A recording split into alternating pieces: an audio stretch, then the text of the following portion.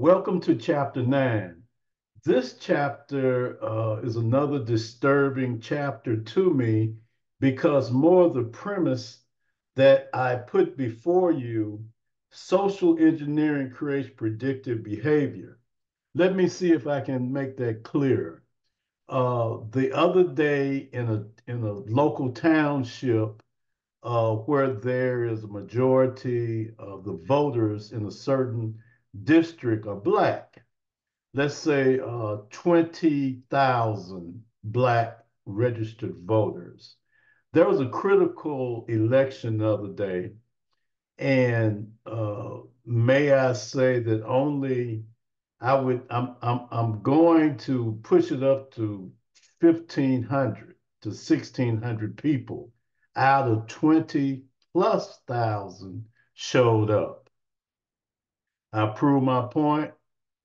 Political education is neglected because of social engineering. We have been driven to think that our collectivity is a no-no.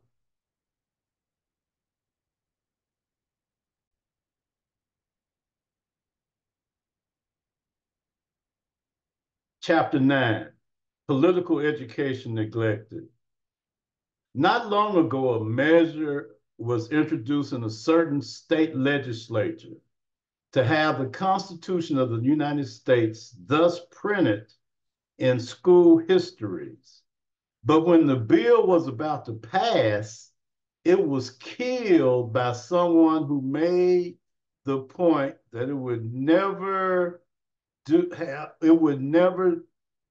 to have Negroes study the Constitution of the United States. If the Negroes were granted the opportunity to peruse this document, they might learn to contend for the rights therein guaranteed. And no Negro teacher who gives attention to such matters of the government is tolerated in those backward districts. The teaching of the government or the lack of such instruction then must be made to conform to policy of keeping the Negro in his place. I'm just reading. No paraphrase is needed. No editorial comment. Just read and listen. Please share this with people and get them to listen.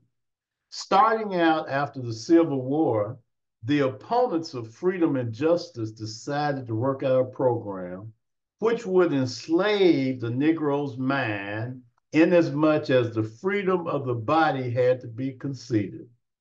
It was well understood that if by teaching of history the white man could be further assured of his superiority and the Negro could be made to feel that he had always been a failure and that the subjection of his will to some other race is necessary.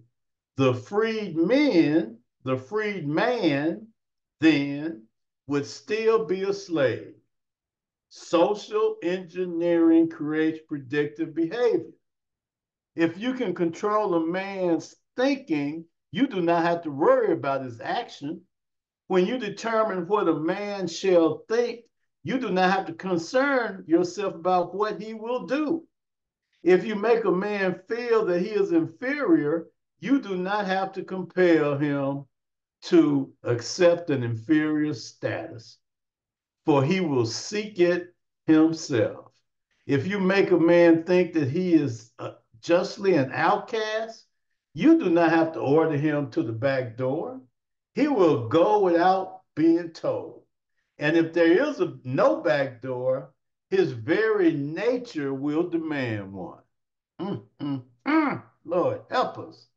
So special treatments of the Reconstruction period were produced in apparent scientific form by the propagandists who went into the first graduate schools of the East to learn modern historiography about a half century ago. These rewriters of history fiercely contended that slavery was a benevolent institution. I'll read that again.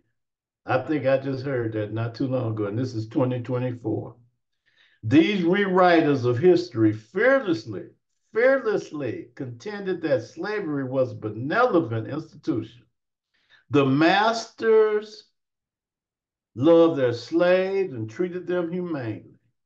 The abolitionists meddled with the institution which the masters eventually would have modified. The Civil War brought about fanatics like William Lloyd Garrison and John Brown was unnecessary. Mm. It was a mistake to make the Negro a citizen, for he merely became worse off by incurring the displeasure of the master class that will never tolerate him as an equal. And the Negro must live in this country in a state of recognized inferiority. Some of these theories may seem foolish, but historians, even in the North, have been won to this point of view. Negroes themselves and certain joined with whites then in keeping out the schools teachers who may be bold enough to teach the truth as it is.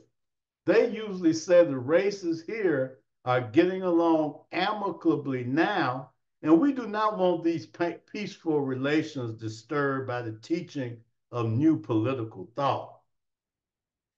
What they mean to say with respect to the peaceful relation of the races, then, is that the Negroes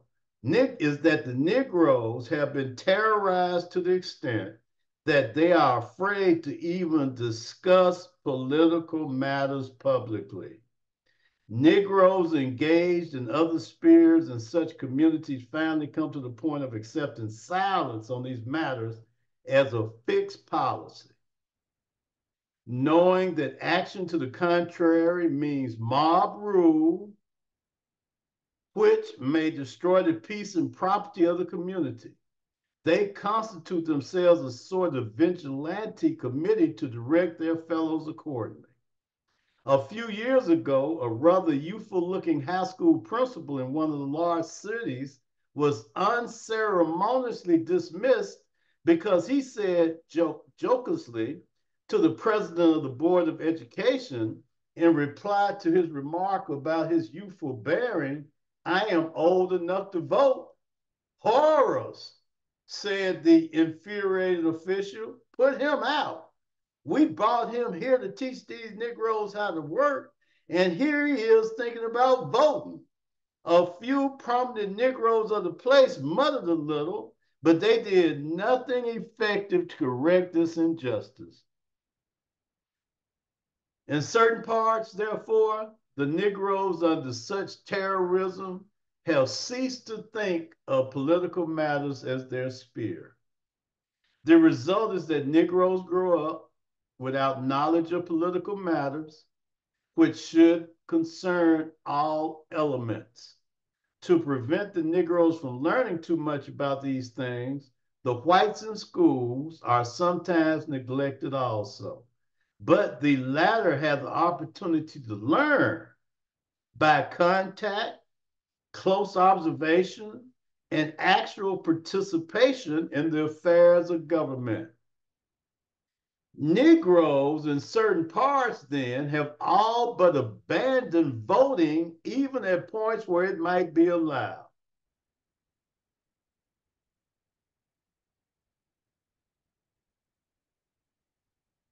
Remember my opening comment. The tests established for the restriction of suffrage were not intended to stimulate political education, but to eliminate the Negro vote by subterfuge. Negroes presenting themselves for registrations are asked to do all but the impossible thing of expounding parts of the Constitution. You just heard we couldn't read it, which have baffled high courts, but whites are asked simple questions which almost any illiterate man can answer.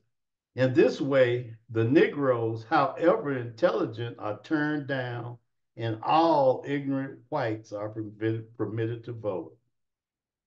The effect of such a one-sided system is decidedly bad. One does not realize it until he talks with men and women of those districts who, because of the denial of these privileges, have lost interest in political matters. A book agent working in the plantation area of Mississippi tested the knowledge of Negroes of these matters by asking them questions about the local and state government. He discovered that they knew practically nothing in this sphere. An influential Negro in the South, then, is one who has nothing to do or say about politics and advises others to follow the same course. I'm going to read that one more time. I've seen this all my life almost. I have seen this all my life. An influential Negro in the South, then, is one who has nothing to do or say about politics and advises others to follow the same course. How the whites can expect to make Negroes better citizens by leading them to think that they should have no part in the government of this country is a mystery. To keep a man above vagabondage and crime, he needs, among other things, the stimulus of patriotism. But how can a man be a patriotic when the effect of his education is to the contrary? One of the most discouraging aspects of Negro life recently observed what was that of a presidential campaign. Prominent Negroes connected with three of our leading institutions of learning temporarily abandoned their work to round up Negro votes for one of the candidates. The objective, of course, was to control the few ordinary jobs which are allotted to Negro politicians for their campaign service. I heard something about Negro jobs recently on 2024. When the successful candidate had been inaugurated, however, he carefully ignored them in the makeup of the personnel of his administration and treated Negroes in general with contempt. When you think of the fact that the Negroes who are thus being used are supposedly the most reputable Negro leaders and other most highly educated men, you have to wonder whether the Negro has made any progress since emancipation. The only consolation one can get out of it is that they may not represent the whole race. In the North, the Negroes have a better chance to acquire knowledge of political matters of the simple kind, but the bosses do not think it is advised to lighten them thoroughly. Negroes in parts are employed in campaigns, but they are not supposed to discuss such issues of the day as free trade, tariff for protection, the World Court, and the League of Nations. These Negro workers are supposed to tell their people how one politician seeking office has appointed more Negro messengers or charwomen in the service than the other, or how the grandfather of the candidate stood with Lincoln and Grant through their ordeal and thus brought the race into its own. Another important task of these Negroes thus employed is also to abuse the opposing party, showing how hostile it has been to the Negro, while the highly favorable party was doing so much for the race. Lord have mercy. In this stage, the Negroes find themselves today. I'm reading, not this, that's the truth. In 2024, the undesirable aspect of the affair is that the Negro, in spite of the changes from one method of approach to that of another, is never brought into the inner circle of the party, which he is affiliated. He is always kept on the outside and is used as a means to the end. It has been unnecessary. It has been unnecessary for the white man to change this procedure. For until recent years, he has generally found it possible to satisfy He has generally found it is possible to satisfy the majority of Negroes with the few political positions earmarked as Negro jobs and to crush those who clamor for more recognition. There are Negroes who know better, but such thinkers are kept in the background by the traducers of the race to prevent the enlightenment of the masses. Even the few Negroes who are elected to the office and are often similarly uninformed and show a lack of vision. Next chapter, stay tuned on vision. They have given little attention to the weighty problems of the nation and in the legislative bodies to which they are elected. They represent themselves. They represent themselves. They represent themselves as a rule to the matters of special concern to the Negroes themselves, such as lynching, segregation, and disenfranchisement, which may which they have well learned by experience.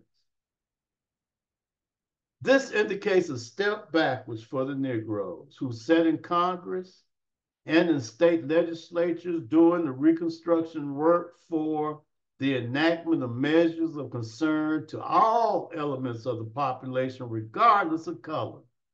Historians have not yet forgot what those Negro statesmen did in advocating public education, internal improvements, labor arbitration, the tariff, and the merchant marine. Wake up.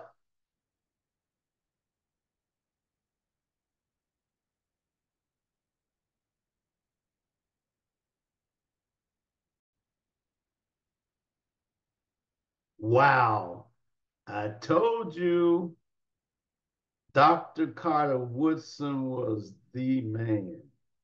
And he broke it down as truthful. The next, the greatest publication is the Bible, without a doubt, in my estimation. But this man is trying to show us how we went astray and who caused it. And we have to look in the mirror. Amen.